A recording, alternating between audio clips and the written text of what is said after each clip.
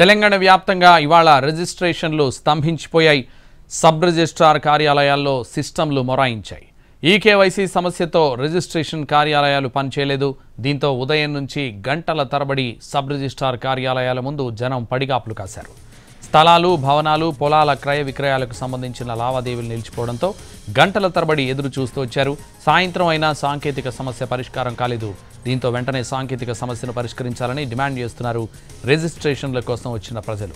అయితే ఈకేవైసీ సమస్య పరిష్కారం అయ్యేంత వరకు తాము ఏమీ చేయలేమని చేతులెత్తేస్తున్నారు సబ్ రిజిస్ట్రార్ కార్యాలయాల్లోని సిబ్బంది.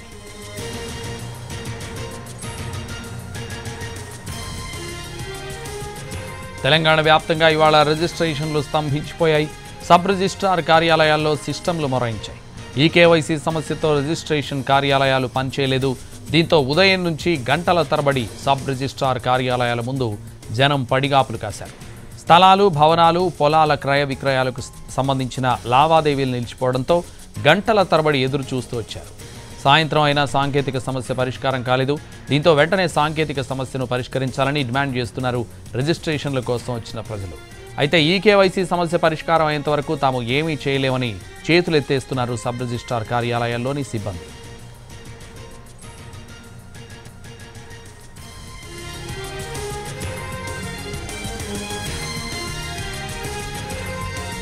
తెలంగాణ వ్యాప్తంగా ఇవాళ రిజిస్ట్రేషన్లు స్తంభించిపోయాయి. సబ్ రిజిస్ట్రార్ కార్యాలయాల్లో సిస్టంలు మొరాయించాయి.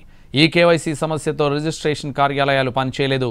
దీంతో ఉదయం నుంచి గంటల తరబడి సబ్ రిజిస్ట్రార్ కార్యాలయాల ముందు జనం పడిగాపులు కాశారు.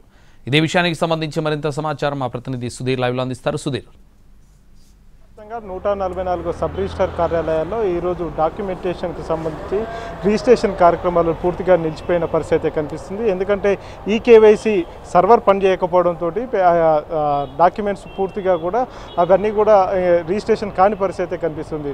అయితే ఉదయం ఈరోజు మంచి రోజు, అంటే గురువారం, శుక్రవారం ఎక్కువగా రిజిస్ట్రేషన్స్ జరుగుతూ ఉంటాయి. అందులో భాగంగానే ఉదయం 10:30 గంటలకు సబ్ రిజిస్ట్రార్ కార్యాలయాలు తెరిచినప్పటి నుంచి కూడా ఎవరైతే డాక్యుమెంటేషన్ కోసం వచ్చారో, రిజిస్ట్రేషన్ కోసం వచ్చారో వారంతా కూడా ఎదురు చూస్తున్న పరిస్థితి కనిపించింది. సాయంత్రం వరకు కూడా సమస్య పరిష్కారం కాకపోవడంతో వారంతా కూడా వెనుదిరిగారు. వారు స్లాట్